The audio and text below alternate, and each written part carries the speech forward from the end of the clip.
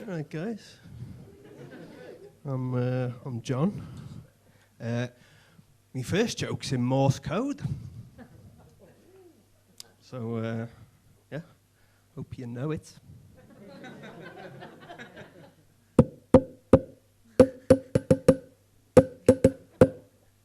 That's not the punchline. This is the punchline.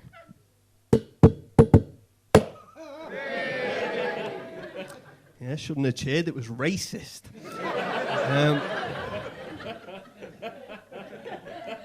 Rest of the jokes are words, so you'll be fine. A horse walks into a bar. The barman says, "Why the long face?" And the horse says, "Have you ever tried to masturbate with hooves?"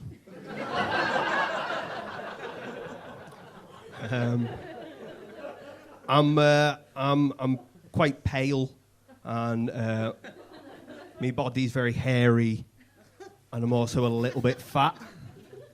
So, like, if I take my shirt off, my torso looks like an uncooked chicken that's been dropped on the floor of a barber shop.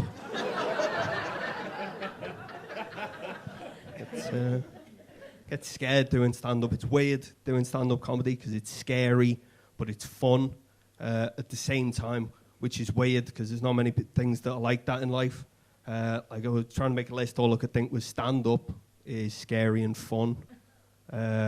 Roller coasters are scary and fun. And having sex with a wolf.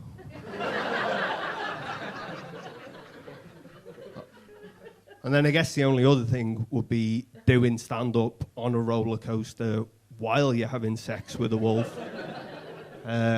which is impressive if you can pull it off. Like even the staff at Alton Towers, they develop a weird kind of respect for you. Still get a lifetime ban, that's just company policy, but like they're not angry at you, I think is the point I'm trying to make. Unlike the wolf, who is furious. I haven't got any tattoos. Yeah, because the thing with tattoos, the rule seems to be you either get something that's like really important, that you've thought a lot about, that really says something about who you are, or you just get any old shit.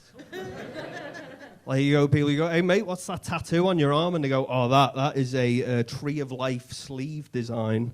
It took 11 hours. In the roots of the tree are the names of my grandparents and my parents, and then up on the leaves and the fruit of the tree are the names of my children, and one day my grandchildren, because family is the most important thing to me, and that's what this tattoo means." You go, "Oh, wow. What's that tattoo on your other arm?" And they go, "Oh, that is Slimer from Ghostbusters." Also kind of like Ghostbusters. People are idiots, aren't they? Like, this is why, like, I don't feel bad anymore when there's a disaster, right? You know, like if a plane crashes and like 100 people die, right? When I see that, I go like, it is sad, but if it's 100 people, right, statistically, a couple of those people were twats, weren't they? Let's be honest, I'm just saying, like, that's mathematics, right? And like when they report it on the news, they should reflect that, because that'd like cheer us all up. Do you know what I mean? Like they do the sad bit of the news where they go like, "Very sad. Plane crash shortly after takeoff, killing all 100 passengers on board. The Prime Minister has said that our thoughts and prayers are with the families of the deceased." But then, cheer everyone up, they could turn to the other camera and go, "In lighter news, 7 twats were killed today when a plane crashed shortly after takeoff. Among the twats are believed to be a woman with a Princess on Board sticker on the back of her car,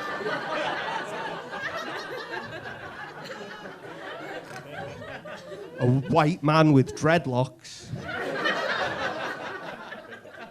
and a guy with a tattoo of Slimer from Ghostbusters."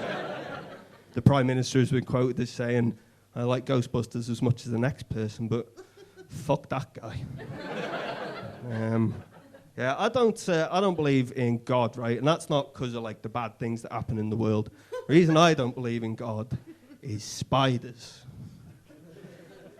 Because I don't like spiders, and I refuse to believe that there's a God who loves us that made them on purpose, right? Like, I can't imagine, like, when he's in his workshop, he's developing, like, his new ideas, and he gets his guys in, like, angels or minions, whatever he's got.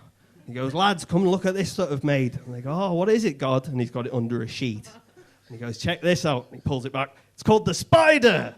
And they'll go, oh, it's got a lot of legs, hasn't it, God? And he's like, yeah, we ordered too many. We need to stop doing that. So we just stuck them on it. And they're like, so how does it work, God? And he goes, oh, I'm glad you asked. What it does is it shits out a sticky net from its anus. And then things get caught in the net. And then it injects them with a poison that dissolves all their insides. And then it drinks them like a milkshake. And they're all just like, is everything all right at home, God? And God's like, look, this is what we're doing. I'm in charge. Just fucking get on with it. And he storms out. And they're all like, what's up with God? And then someone's like, oh, God's having a bad time recently. He got this girl pregnant. She's living with another fella. It's all gone a bit wrong for him.